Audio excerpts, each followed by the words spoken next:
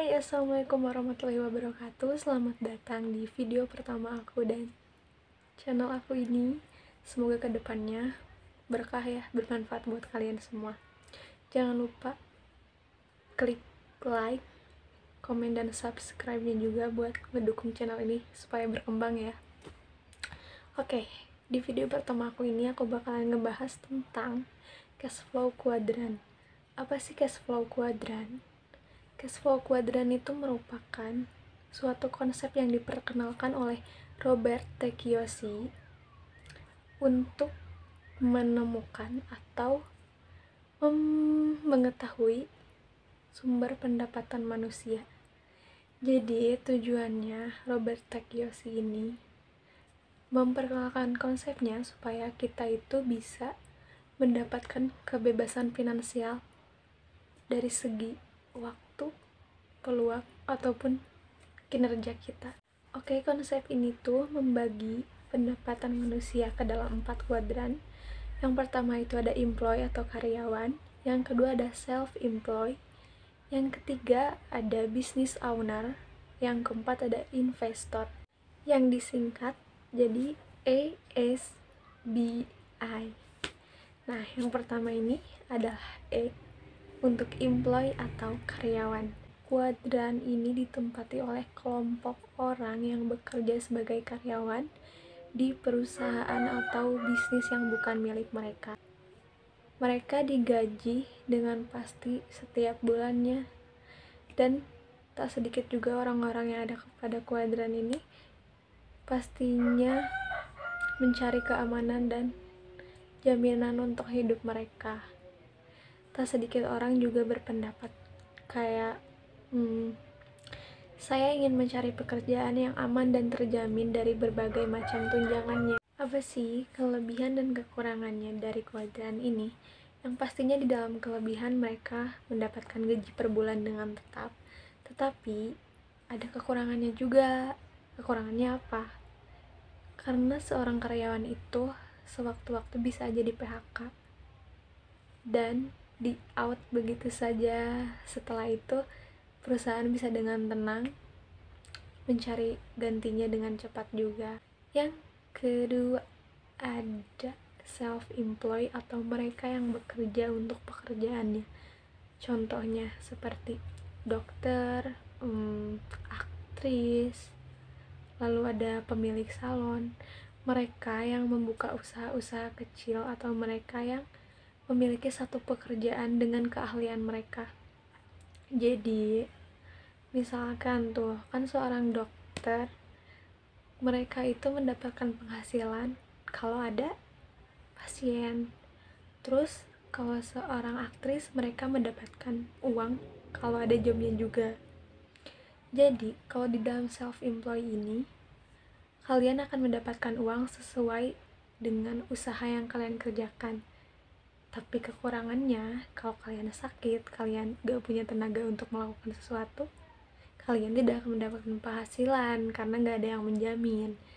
Yang ketiga ada business owner, yang pastinya udah kenal kali ya dengan kata-kata bisnis gitu. Business owner itu kuadran yang isinya orang-orang yang memiliki bisnis dan mereka mempekerjakan orang.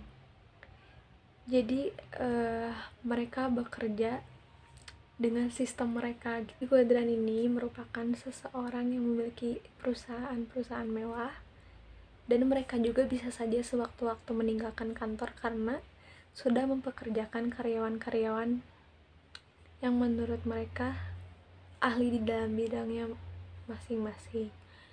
Dan juga seorang bos tuh kan gak selalu harus ikut andil turun ya ke dalam setiap kegiatan perusahaan, terkecuali ada keputusan-keputusan besar yang memang memerlukan akses ke si bosnya gitu. Kelebihannya apa? Kelebihannya mereka sudah memiliki karyawan yang tidak harus selalu mereka yang turun tangan.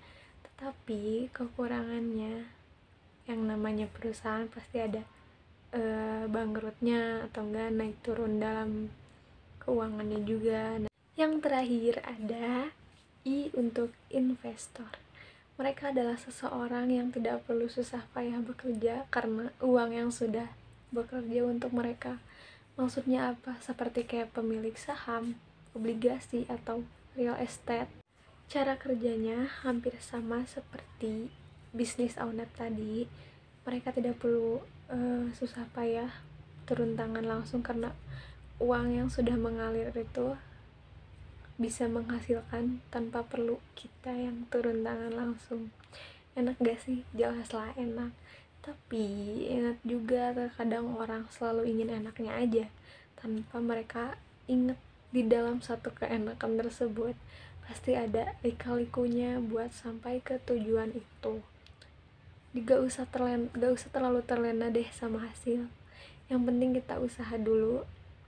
Kamu pilih kamu ingin ada di kuadran yang mana, karena hidup itu pilihan dan bukan paksaan. Gak mungkin dong kamu ingin hidup tapi diatur orang.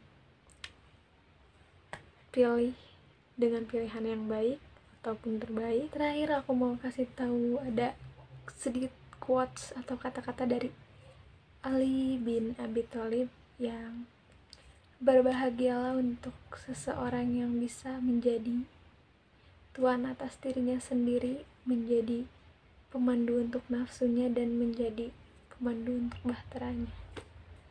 Kalian yang masih muda ataupun yang baru lulus kayak aku, mending open minded kalian. Lihat lagi kalian ingin apa, kalian ingin seperti apa. Jangan sampai kalian nyadar di suatu saat nanti di 10 tahun ke depan bahwa bukan hidup yang kayak gini yang kita mau gitu. Jangan sampai kayak gitu. Jadi tentuin dari sekarang kalian mau kayak gimana. Ingat, tentuin keputusan sendiri supaya kalian yang nanggung resikonya sendiri. Oke guys, see you next video. Thank you, bye bye.